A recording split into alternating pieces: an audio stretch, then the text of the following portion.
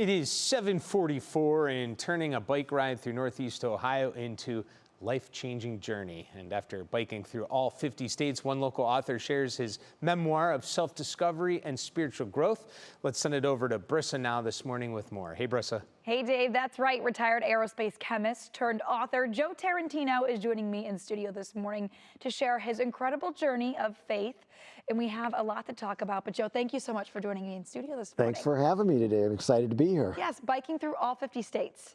Yes, I did. It started, people say, how long did it take? And I said, the short answer is about 6 decades. Because from the first time I learned how to bike growing up in Northeast Ohio, it just kind of launched me on an adventure, and finally finished up last year in July, rode through Alaska. That was the 50th state. So why did you get on a bike in the first place?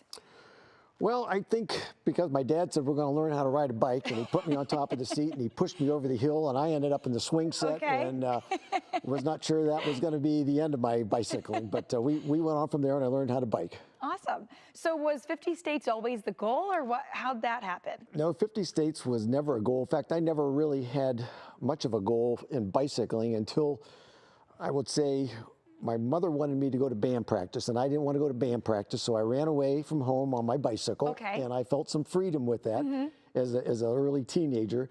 And from there, I started biking more and more with my brother, my cousins, and eventually that turned into something that we thought, you know, we're going to do a long bike ride sometime, and we finally did a 100-mile bike ride.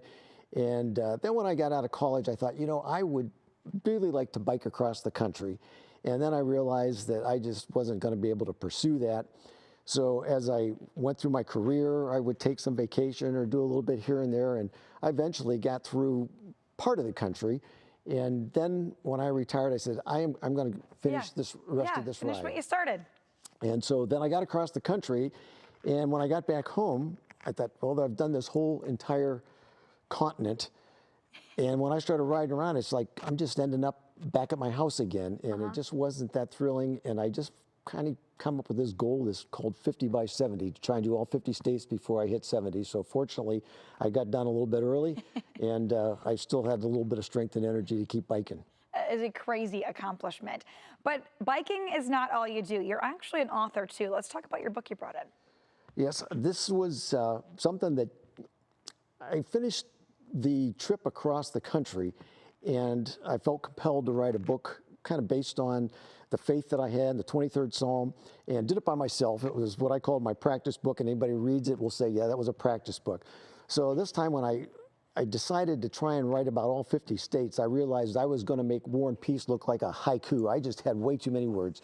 So I ran across a publishing consultant. It was a woman who actually walked across the country, or actually walked around the world, excuse me, back 2000 to 2005, and wrote a book about it, started a company, and I said, how in the world did you condense 5 years into one book?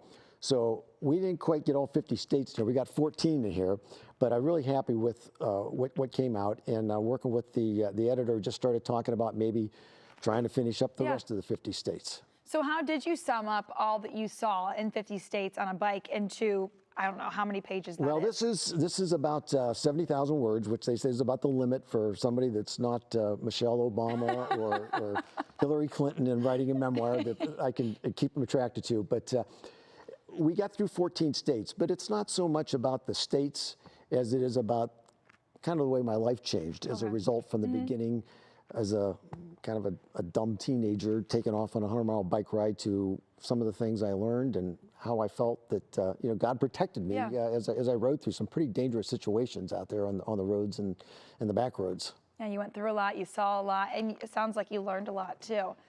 Where can people find this book if they're interested? Well, you can search on Amazon. Pale Pink Roads is the name of the book, is the easy way. Or if you want to see some more stuff about me, you can check out my website. It's joetbikes.com.